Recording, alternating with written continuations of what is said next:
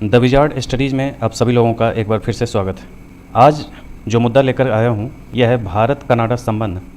ये मुद्दा लाने का कारण यह है कि अभी हाल में 2 दिन पहले कनाडा के संसदीय समिति की एक रिपोर्ट आई। उस रिपोर्ट में उस समिति ने कहा है कि भारत कनाडा के लोकतंत्र के लिए दूसरा सबसे बड़ा खतरा है। सबसे बड़ा खतरा रूस को बताया और उसके बाद भारत को कनाडा के लोकतंत्र के लिए दूसरा सबसे बड़ा खतरा बताया। तो ये अपने आप में एक बहुत बड़ा मामला है। आज उसी को देखेंगे और उससे जुड़े हुए सारे मुद्दों को समझेंगे। तो चलिए देखते हैं।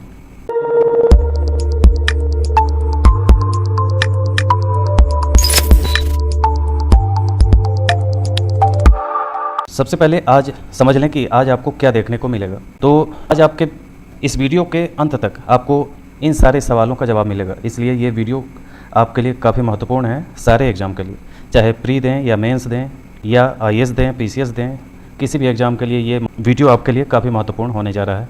इसमें पहला सवाल ट्रैक 1 कूटनीति क्या है, ट्रैक 1.5 कूटनीति क्या है, ट्रैक 2, ट्रैक 3 और मल्टी ट्रैक डिप्लोमेसी, ये सब ट्रैक कूटनीति क्या होता है, आज इसको हम समझेंगे इस वीडियो में। अगला है कि सरे जो शहर है वो चर्चा में क्यों रहा था। इसके बाद भारत ने कनाडा के साथ परमाणु सहयोग समझौता पर हस्ताक्षर कब किया था, इस सवाल का जवाब भी इसमें छुपा है।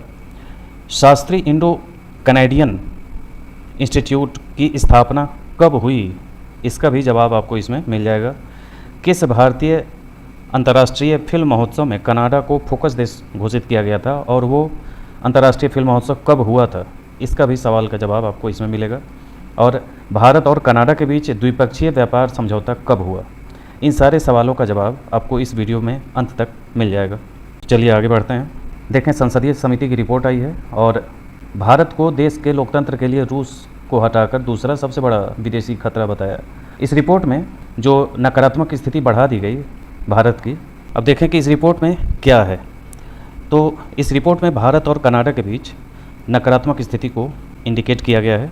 भारत और कनाडा के बीच जो नकारात्मक स्थिति है, इसके शुरुआत की बात करें तो 2023 में ब्रिटिश कोलंबिया के सरे जो शहर है वहीं पे खालिस्तान समर्थक एक व्यक्ति हैं, निज्जर नाम था उनका, वो उनकी हत्या कर दी गई थी, जिसके बाद यह विवाद बढ़ गया दोनों के बीच और इसके बाद लगातार संबंध बिगड़ते ही रहे। और जो भारत को ये लोकतंत्र के लिए खतरा बताया गया है, ये कोई पहली घटना नहीं है। इससे पहले वो चीन को भी बता चुका है, रूस को भी बता चुका है और अब भारत को बताया है। इसलिए ये एक कनाडा सरकार की प्रथा जैसी बन गई है, इसलिए ये एक परंपरा वहाँ शुरू हो चुकी है। भारत और कनाडा के बीच का जो राजनीतिक इतिहास है, भारत के संबंध कैसे रहे हैं, कब से शुरू हुआ है, इसके बारे में देखें तो पहला है कि भारत का राजनीतिक संबंध 1947 से, यानी कि आज़ादी के बाद से ही संबंध शुरू हो गए थे। और 1948 में जो कश्मीर की समस्या थी, उस समस्या पे जो जनमत संग्रह करने का बात नेहरू जी ने कहा था, उस बात को लेकर के समर्थन किया था कनाडा ने। और भविष्य में सहयोग की संभावना तलाशने के लिए दोनों देशों के विशेषज्ञ और अधिकारीगण ये सब मिल करके ट्रैक 1.5 कूटनीति का सहारा लेते हैं, उसी की स्थापना की गई थी। आगे देखेंगे कि ये ट्रैक कूटनीति होते क्या हैं। इसमें साधारण तौर पे समझें कि ये सरकारी अधिकारी और जो प्राइवेट लोग होते हैं, व्यापार जगत के लोग होते हैं, इन सब का सम्मिलित प्रयास होता है।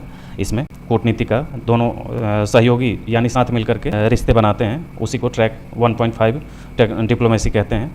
भू राजनीतिक रूप से देखें तो भारत और कनाडा दोनों ही राष्ट्रमंडल के मेंबर हैं और दुनिया की सबसे बड़ी अर्थव्यवस्थाओं के समूह जो G20 है, उसके भी ये मेंबर हैं दोनों।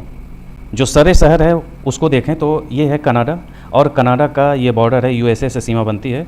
यहाँ पे सरे शहर है, उसी को यहाँ जूम करके लिया गया है फोटो। शहर सरे शहर है जो यूएसए की सीमा पे ये बसा हुआ शहर है और ये वैंकूवर द्वीप है ये, और ये वैंकूवर शहर है। अगर आपको इतिहास पढ़े होंगे तो याद होगा कि यहीं पे कामागाटामारू घटना घटी थी, जिसको लेकर के कनाडा ने अभी 8-10 साल पहले माफ़ी मांगी थी। तो उसको इतिहास में देखेंगे, उस तरफ जाने पे भटकाव हो जाएगा। आगे देखें, आर्थिक संबंध की बात करें तो 2022 में भारत इंडो पैसिफिक क्षेत्र में, इंडो पैसिफिक का मतलब है कि इंडियन ओशियन और पैसिफिक ओशियन वाला एरिया, उसके तट से मिलने वाले सारे देशों को इंडो पैसिफिक क्षेत्र कहा जाता है। तो इसमें कनाडा का 9वां सबसे बड़ा व्यापारिक साझेदार है भारत, कनाडा का। और वैश्विक स्तर पर 13वां सबसे बड़ा व्यापारिक साझेदार है और व्यापारिक निर्यात के लिए 14वां सबसे बड़ा गंतव्य है। यानी कि निर्यात के सेंस में जो कनाडा निर्यात करता है भारत को, वो भारत का स्थान 14वां है कनाडा के ये में, कनाडा की तरफ से देखने पर। व्यापार समझौता देखें तो दोनों देशों के बीच भागीदारी समझौता और एक विदेशी निवेश संवर्धन और संरक्षण समझौता, इस दिशा में भारत और कनाडा काम कर रहे हैं। कनाडा को भारत में 17वां सबसे बड़ा विदेशी निवेशक के रूप में स्थान दिया गया है और विज्ञान प्रौद्योगिकी के क्षेत्र में देखें तो 7वीं भारत कनाडा संयुक्त विज्ञान प्रौद्योगिकी सहयोग समिति में क्वांटम कंप्यूटिंग और AI से जुड़ा हुआ और साइबर प्रौद्योगिकी प्रणाली पर ध्यान केंद्रित करते हुए समझौते ज्ञापन पर नवीकरण किया गया है।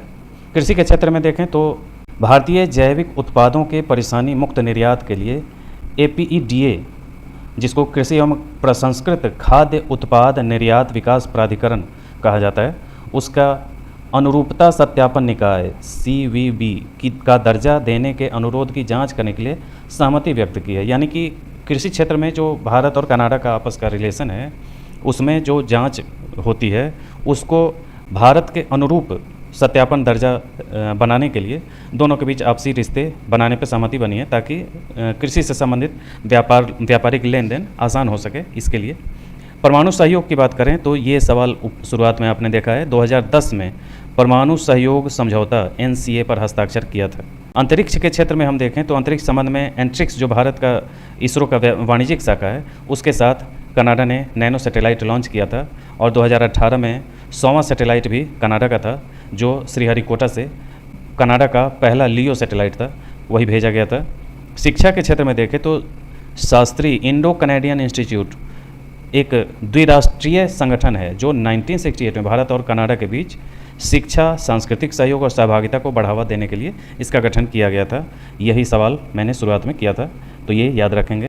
आगे देखिए, प्रवासी भारतीयों के मामले में कनाडा में सबसे ज़्यादा प्रवासी भारतीय रहते हैं। भारत के सबसे ज़्यादा प्रवासी कनाडा में रहते हैं, जो कनाडा की टोटल जनसंख्या के 4% से अधिक हैं। सांस्कृतिक संबंध में देखें तो 2017 में ये सवाल शुरुआत में किए थे, गोवा में आयोजित किया गया था 48वां भारतीय अंतर्राष्ट्रीय फिल्म महोत्सव, जो कनाडा को फोकस किया गया था, फोकस देश का दर्जा दिया गया था। और सामुदायिक परिवर्तन स्थिरता को गति देने के लिए इस विषय पे भारत कनाडा केंद्र स्थापित है और कनाडा और भारत के बीच अनुसंधान सहयोग के विकास के लिए उत्कृष्टता केंद्र है ये जो संस्था है वो। अब देखें कि कनाडा के बीच, दोनों के बीच संबंध में चुनौतियां कहाँ पे हैं। तो पहली चुनौती निज्जर हत्याकांड जो बताया अभी सरे में हुआ था। खालिस्तान मुद्दा, ये एक मुद्दा है जो खालिस्तान समर्थक कनाडा में है, उसको कनाडा रोकता नहीं है। तो विदेशी धरती में खालिस्तानियों का एक सेंटर बन गया है, चूँकि सिख वहाँ काफ़ी बड़ी संख्या में है और सिखों का ही कुछ वर्ग जो है, जो खालिस्तान समर्थक है, वो वहाँ जुलूस वगैरह निकालते रहते हैं, जिसको कनाडा कभी रोकता नहीं है। और ये इसी वजह से भारत और कनाडा के बीच संबंध में टकराव की स्थिति बनती रही है। और निज्जर उसी खालिस्तान समर्थकों का नेता था जिसकी हत्या हो गई थी, जिसमें कनाडा भारत का हाथ बताता है। और भारत में आज न्यूज आई है कि गुप्त एजेंसियां भारत में आई थीं और यहां से 4 या 5 भारतीयों को गिरफ्तार भी की थी। ये हो चुका है। व्यापार गतिरोध का देखें तो 2011 में द्विपक्षीय व्यापार समझौता होने के बावजूद, द्विपक्षीय व्यापार समझौता 2011 में हुआ था, यहाँ एक व्यापक मुक्त व्यापार समझौता और निवेश संरक्षण समझौते को अंतिम रूप नहीं दे पाया है। मुक्त व्यापार समझौता कहा जाता है कि जैसे कनाडा की सीमा है और ये भारत की सीमा है, तो कनाडा के कोई भी व्यापारी भारत में बिना सीमा शुल्क दिए आ सकते हैं और अपना सामान यहाँ अपना बेच सकते हैं, और भारत के व्यापारी यहाँ अपना सामान ले जा करके बिना सीमा शुल्क के अपना सामान बेच सकते हैं। तो ये मुक्त व्यापार समझौता होता है जो अभी भारत और कनाडा के बीच नहीं हो पाया है। व्यापार समझौता जरूर हो गया है, लेकिन मुक्त व्यापार समझौता नहीं हुआ है। फ्री ट्रेड एग्रीमेंट कहा जाता है, FTA, यहाँ देख रहे हैं। मानव संबंधी चिंताओं में देखें तो कनाडा ने भारत में मानवाधिकारों के उल्लंघन पर चिंता व्यक्त की। ये एक अंतर्राष्ट्रीय स्तर पे कई देश अपने खुद के द्वारा जो कार्य किया जाता है उसको लेकर के वो दोहरी रणनीति अपनाते हैं। इसमें बहुत ज़्यादा कुछ कहने की स्थिति नहीं है, इसलिए इसको समझें कि उनकी नज़रों में यहाँ किसी के साथ कुछ गलत हो रहा है तो वो मानवाधिकार से संबंधित मुद्दे उठा देते हैं। सुरक्षा दुविधाओं में देखें तो भारत और कनाडा के अफ़गानिस्तान, ईरान, चीन, पाकिस्तान और आतंकवाद जैसे मुद्दों पर अलग अलग विचार और हित हैं। ये आपसी वैचारिक मतभेद के कुछ मुद्दे हैं। भारत कनाडा को अमेरिका के एक करीबी सहयोगी के रूप में देखता है, जो अक्सर इन मुद्दों पर भारत के साथ मतभेद रखता है। तो अमेरिका जैसे पड़ोसी देश कोई भी होते हैं तो उनमें आपस में बहुत अच्छे संबंध नहीं होते, इसलिए अमेरिका का करीबी होगा भारत तो कनाडा के साथ कुछ तनाव होंगे ही। प्रवासी गतिशीलता की बात करें तो तनाव और विवाद का स्रोत भी यही है। भारतीय जो वहाँ रह रहे हैं तो कई प्रकार के मुद्दे, इस पर एक अलग से वीडियो बनाएंगे। प्रवासी का जो मुद्दा है ये काफ़ी बड़ा है और कई प्रकार की समस्याएं इससे जुड़ी हुई वहाँ से सुनने को आती हैं। नेतृत्व का भी अंतर है।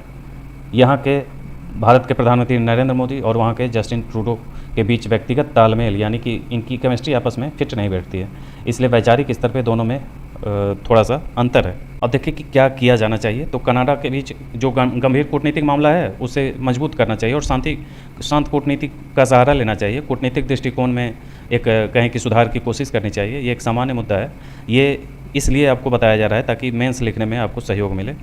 और कनाडा को भारत के हितों के प्रति सम्मान से देखा जाना चाहिए। जैसे खालिस्तान के मुद्दे पर लंबे समय से संकट चल रहा है और भारत को दोनों देशों के प्रथाओं के दायरे का भी ध्यान रखना चाहिए। ये सब चीज़ें, ये मुद्दे हैं जिसको आप लिख सकते हैं। देखें कि जो शुरुआती मुद्दा है ये काफ़ी हर जगह ये देखने को नहीं मिलता, आप इसे समझ लें अच्छे से। ट्रैक 1 कूटनीति, जब आप किसी दो देशों के बीच के जो कूटनीतिक संबंध होते हैं, चाहे भारत और अमेरिका के बीच हो या भारत और रूस के बीच हो या भारत और चीन के बीच हो या किसी भी दो देशों के बीच जो कूटनीतिक संबंध होते हैं, उसी के कई प्रकार हैं जिसको हम ट्रैक 1, ट्रैक 1.5, ट्रैक 2, ट्रैक 3 और मल्टी ट्रैक डिप्लोमेसी कहा जाता है। ये अलग अलग समय पे अलग अलग देशों के साथ ये इसी आधार पर कूटनीतिक संबंध स्थापित किए जाते हैं। कूटनीतिक संबंध का मतलब है कि जो राजनीतिक रिश्ता है उसका निर्धारण का आधार है, तरीका है। तो ट्रैक 1 कूटनीति में उच्च स्तरीय राजनीतिक और सैन्य नेता शामिल होते हैं और संघर्ष विराम, शांति वार्ता और संधियों और अन्य समझौतों पर ध्यान केंद्रित होता है। राष्ट्राध्यक्ष मिलते हैं, चर्चा करते हैं और संयुक्त बयान जारी करते हैं। ये ट्रैक 1 कूटनीति में होता है, यानी कि ये सामान्य तौर पे लगभग देशों के साथ इसी टाइप के संबंध होते हैं कि राजनीतिक जो कहें कि डिप्लोमेट कहें इंग्लिश में इसको डिप्लोमेट कहा जाता है। जैसे भारत के राजदूत होंगे और सेनाध्यक्ष होंगे या भारत के राष्ट्राध्यक्ष होंगे और सेना के अध्यक्ष होंगे, ये सब मिल करके आपस में जो रिश्ते बनाते हैं वो ट्रैक 1 कूटनीति के तहत आता है। ट्रैक 1.5 कूटनीति में देखें तो इसमें अधिकारी और गैर अधिकारी दोनों की कूटनीतिक वार्ताएं इसमें शामिल होती हैं।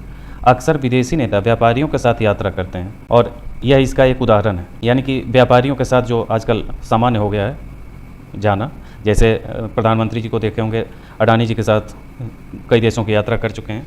तो इस ढंग की जो यात्राएं होती हैं वो ट्रैक 1.5 कूटनीति के तहत आता है। ट्रैक 2 कूटनीति में कहें तो ये अनौपचारिक संवाद और समस्या समाधान गतिविधि जिनका उद्देश्य संबंध बनाना और नई सोच को प्रोत्साहित करना है, जो आधिकारिक प्रक्रिया को सूचित करती है। चूँकि यह अनौपचारिक है, अनौपचारिक कहने का मतलब होता है कि जैसे कोई दौरा होता है किसी भी राष्ट्राध्यक्ष का, तो उसमें सभी प्रकार के प्रोटोकॉल का पालन करते हैं। उस प्रोटोकॉल को मानते हुए और सारी प्रक्रियाओं को पूरी करते हुए जो वार्ता होती है वो औपचारिक होती है। और अनौपचारिक का मतलब है कि ये बिना किसी ये के पहले से कोई योजना नहीं है और ना ही यहाँ से राजनीतिक रूप से कोई पहले से निर्धारित होता है कि कौन आएगा कौन जाएगा। ये सामान्य तौर पर बगैर किसी औपचारिकता के रिश्ते बनाए जाते हैं, जिसमें शैक्षणिक, धार्मिक, गैर सरकारी संगठन के नेता और अन्य नागरिक समाज के लोग देखने की उम्मीद कर सकते हैं, जो उच्च श्रेणी के अधिकारियों की तुलना में अधिक स्वतंत्र रूप से बातचीत कर सकते हैं। जैसे कि आप इसको कह सकते हैं कि शिष्टमंडल भेजा जाता है, तो शिष्टमंडल के द्वारा जो बातचीत किए जाते हैं, रिश्ते बनाए जाते हैं, तो उसमें कई बड़े बड़े सम्मानित लोग जाते हैं और उनसे रिश्ता बनाए जाते हैं। तो वो ट्रैक 2 कूटनीति है। ट्रैक 3 कूटनीति में व्यक्तियों, निजी समूहों द्वारा की जाने वाली लोगों से लोगों की कूटनीति है, यानी कि इसमें राष्ट्राध्यक्ष की कोई भूमिका नहीं होती है। यहाँ से शिष्टमंडल जाएंगे और वहाँ के लोगों से आपस में बातचीत होगी और ये उस लेवल की बातचीत है, आमतौर पर ज़मीनी स्तर पर केंद्रित है। और इस प्रकार की कूटनीति में अक्सर बैठकें, सम्मेलन आयोजित करना, मीडिया में चर्चा करना और हाशिए पर पड़े लोगों और समुदायों के लिए राजनीतिक और कानूनी वकालत करना शामिल होता है। यानी कि ये स्वतः ही चलता रहता है। यहाँ के लोग जाएंगे दूसरे देश, वहाँ के लोग आएंगे यहाँ, और ये सब आपस में ये चलता रहता है।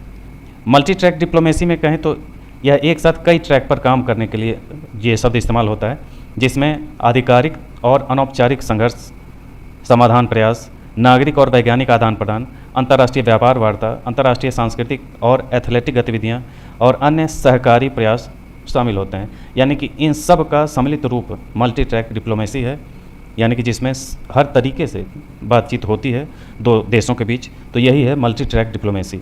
तो ये एक साधारण, जब विदेश नीति पढ़ेंगे तो उस विदेश नीति में इतने तरीके से रिश्ते बनाए जाते हैं आपस के दो देशों के बीच, उसी के बारे में ये था। तो ये था आज का वीडियो। उम्मीद है कि आप सभी लोगों को ये पसंद आया होगा। आज के लिए इतना ही, मिलते हैं अगले वीडियो में। धन्यवाद।